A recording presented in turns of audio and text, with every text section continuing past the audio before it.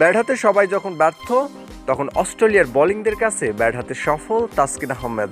185 strike রেটে bat করে জানিয়ে দিলেন তিনি শুধু বল নয়, ব্যাট হাতেও সমানভাবে কার্যকারী। অস্ট্রেলিয়ার বোলিংদের কাছে ধরা দিয়ে যখন একের পর এক বাংলাদেশি ব্যাটিংরা আসা যাওয়ার মিছিলে, সে জায়গায় তাসকিন আহমেদ নতুন বিতর্কের জন্ম দিলেন। 7 বল ক্রিজে থেকে করলেন 185 স্ট্রাইক রেটে রান। টাইগার সব ব্যাটিংরা অস্ট্রেলিয়ার বোলিং তোপে যখন ব্যাটে বলে সংযোগ ঘটাতে ব্যর্থ, সে জায়গায় তাসকিন এমন পরিস্থিতিতে হাঁকিয়েছেন বাউন্ডারিও। তাসকিন, শান্ত, লিটন আর তাওহিদ হৃদয় ছাড়া এদিন কেউই রান সংখ্যা 2 অঙ্কের ঘর পার করতে পারেননি। শান্তর 41 আর তাওহিদ হৃদয়ের 40 ছাড়া কেউই দলকে বড় পুঁজি এনে দিতে পারেননি।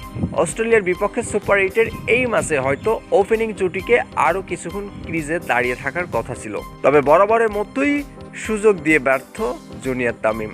3 বল থেকে কোনো রান না করেই প্যাভিলিয়নের পথ ধরেন তামিম।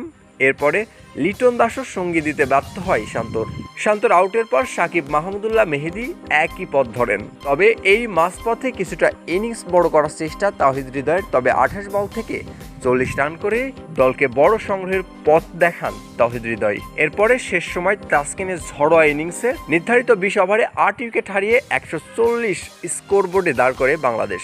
এদিন টস জিতে বাংলাদেশকে আগে ব্যাটিংয়ে আমন্ত্রণ করেন প্রতিপক্ষ অস্ট্রেলিয়া। শুরুতে ব্যাটিংয়ে এসে প্রথমেই অস্ট্রেলিয়ার বোলিং টপে পড়ে বাংলাদেশের ওপেনিং, তারপরে ভেঙে দেয় একের পর এক টপ অর্ডার, মিডল অর্ডার জুটি।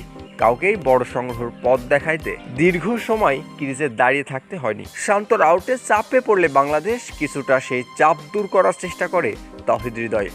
তবে তাওহিদ হৃদয় বিদায় নিলে কেউ ইনিংস বড় করতে পারেনি সাকিব, মেহেদী কিংবা মাহমুদুল্লাহ রিয়াদও।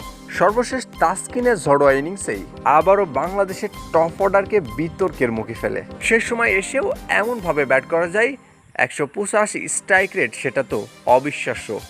যে জায়গায় টাইগার ব্যাটাররা অস্ট্রেলিয়ার বোলিং লাইন আপের কাছে বিধ্বস্ত, সে জায়গায় সফল তাসকিন আহমেদ।